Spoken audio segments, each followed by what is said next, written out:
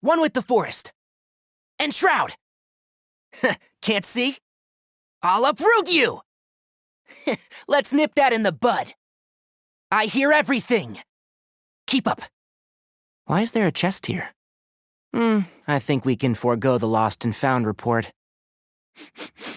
Smells like something good is inside. What a drag. My tail's all messed up. Time to pull some weeds. Go get yourself patched up. Safety first. Dust to dust. I've not finished my research. Flowers haven't bloomed yet. Excuse me? Who do you think you are? Oh, one thing after another. I'll bury you. I'll lead the way. Who ate a poisonous mushroom this time? Let's go gather some samples. Hi there, I'm Tighnari, Forest Watcher of the Avidia Forest. My duty is to preserve both the rainforest's ecosystem and the safety of its visitors. If this is your first time here, I suggest you first peruse the Avidia Forest Survival Guide, paying particular attention to the chapter distinguishing between edible and poisonous mushrooms.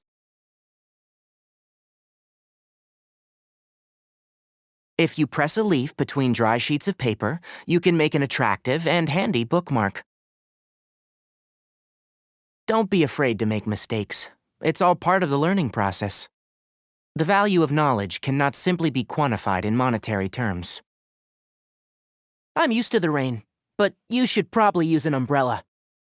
I applied a plant-based waterproofing oil to my tail. One swish, and it's dry. The thunder's so loud. My head hurts. I don't see weather like this very often. Oh, are you cold? If you want, you can tuck your hands into my tail. My ears, they're gonna be blown inside out. It's so hot. Even a mist flower would melt in this heat. Now that I think about it, it wouldn't, but you get what I mean. Shh, listen. That's the sound of dew dripping upon the leaves. During lunch breaks, I like to sit in a tree and admire the sunlight streaming through the canopy. If I'm not careful, I'll fall asleep. Good evening. I'm preparing to go observe bioluminescent flora. Wanna come? Get some sleep. I'll be on guard duty. It'll be a good time to write today's patrol log entry. I studied botany in the Amorta Darshan. My academic advisor wanted me to join the faculty after graduation, but to be quite honest, I prefer a somewhat freer research environment. From my observations, the way that the academia handles certain matters leaves much to be desired. Fortunately, my advisor didn't push the issue. Not like that would have worked. Many people think that my kind are loners, and I don't blame them for thinking that. The few of us around are mostly scholars, and we're always chasing our research, so you'd be lucky to spy a single tuft of tail fur in a whole year. Like my father, for example. He's an entomologist, and lately he's been studying the evolution of beetles in the desert. I have no intention of joining him. I'm ashamed to admit that I don't tolerate the sun very well. Prolonged exposure turns my brain and body into mush.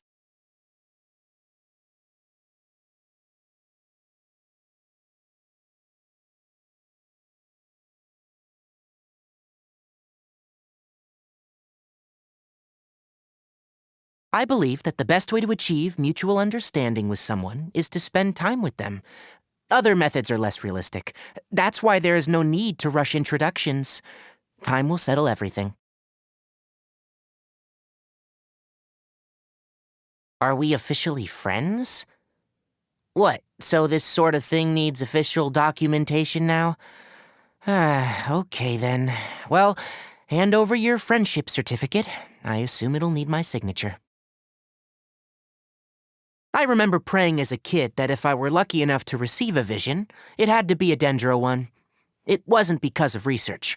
I just wanted to make a vine ladder to reach high-hanging fruit. I've heard about the Aranara for some time now, but I haven't personally seen any. Sometimes I hear rustling sounds from the forest's depths, but they disappear when I go closer. That's a good thing, though.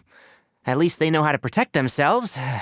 Unlike those stupid adventurers whose first thought when they run into an Avidia leopard is, oh, maybe I'll form an interspecies friendship today. Did you know that plants can camouflage themselves?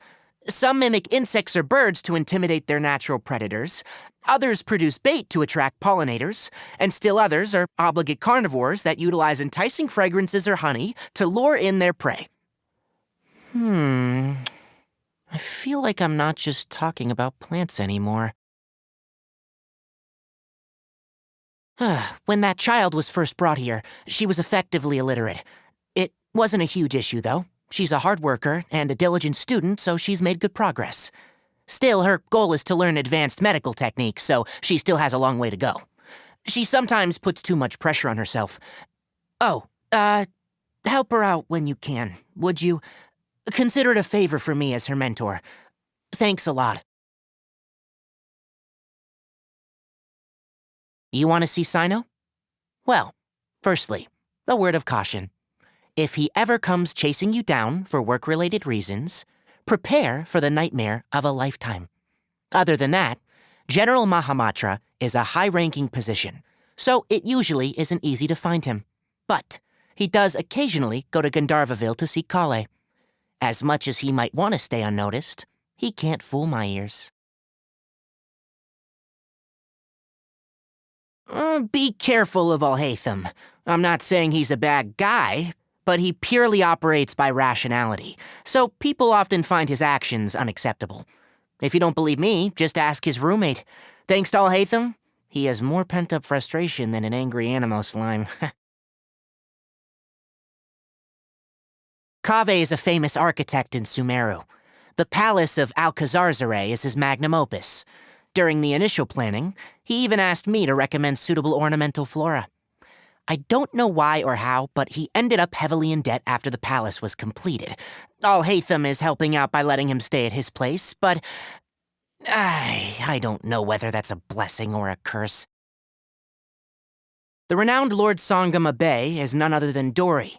I became acquainted with her through a previous research project.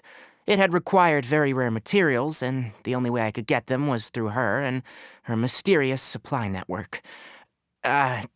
Never you mind what I was buying and what I was researching. Thank you very much.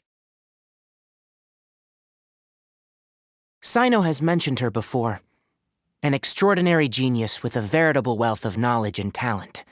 A pity that she returned to Mondstadt so long ago. Perhaps in the course of her studies she witnessed the horrifying side of knowledge. As a student, I once heard this saying. Plants and the land of Dendro share the same history. It could just be one of those things that people say, but I've always felt that there's a deeper meaning to those words. If I meet Lesser Lord Kusanali one day, I wonder if she would explain them to me. Madame Farazan possesses an extensive wealth of knowledge. I often invite her to inspect the mechanisms in the rainforest. The next time she's in Gandharvaville, I hope she doesn't sneak Kale more food. Nutrition is like medicine. Moderation is key. Sethos. Pretty interesting guy. He's like a distant cousin of Sino's. Really easy to get along with.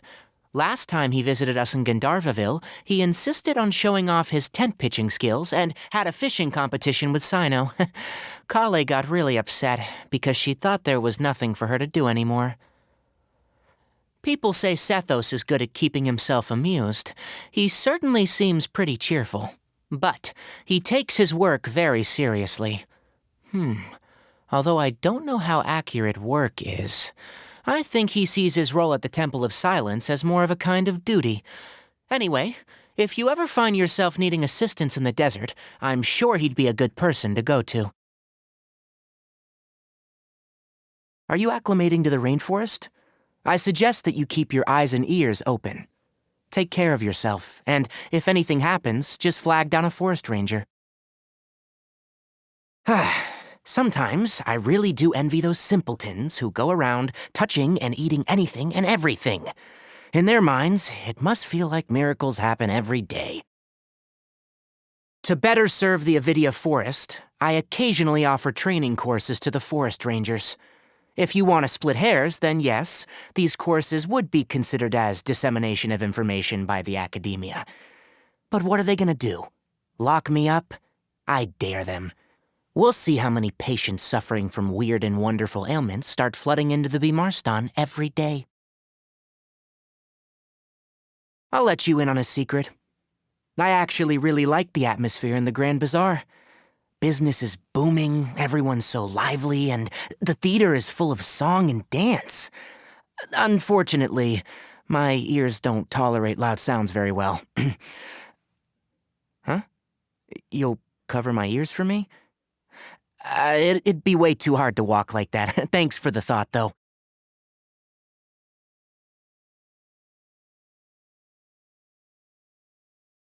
I had many beautiful and fantastical dreams as a child, but they vanished from my memory one day after I grew up. Do you still have dreams? Tell me about them. Leaves and flowers often drop onto the ground of the Avidia forest, sometimes perfectly intact. Leaving them on the ground would be such a pity. I can't help but pick them up and keep them as biological specimens. They can be used as educational materials for forest rangers or as decorative pieces. Very versatile. Troubles. Let me think. Pollution in the Avidia forest, adventurers who constantly stir up trouble, and rescue dogs that always want to mess with my tail. But these problems all have solutions. If you're talking about bigger concerns, then I really don't have any. In this regard, the life of a forest watcher is pretty simple. Well, this may sound strange, but although the blood of a carnivore runs through my veins, mushrooms are the one food that I can't give up. There are many species of edible mushrooms, whether fresh or dried. They all give off a unique scent. Even when stewed with meat, it's the mushroom's aroma that comes out on top. My olfactory system is overly sensitive, so I lack the good fortune to enjoy heavily spiced foods. Quite the shame in Sumeru. Excellent ingredients and impeccable seasoning. In short, it's delicious.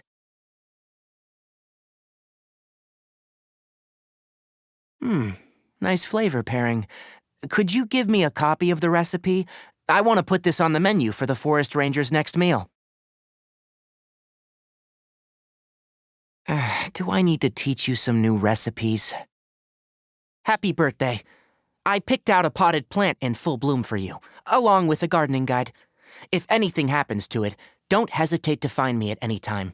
This plant comes with a Forest Watcher lifetime guarantee. I'll have you know, a lot of flowers are in season on your birthday. It took me forever to choose one. I'll get you a different species next year.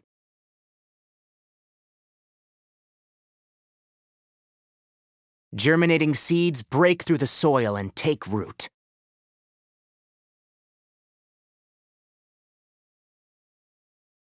Seedlings grow, reaching out with their branches and leaves.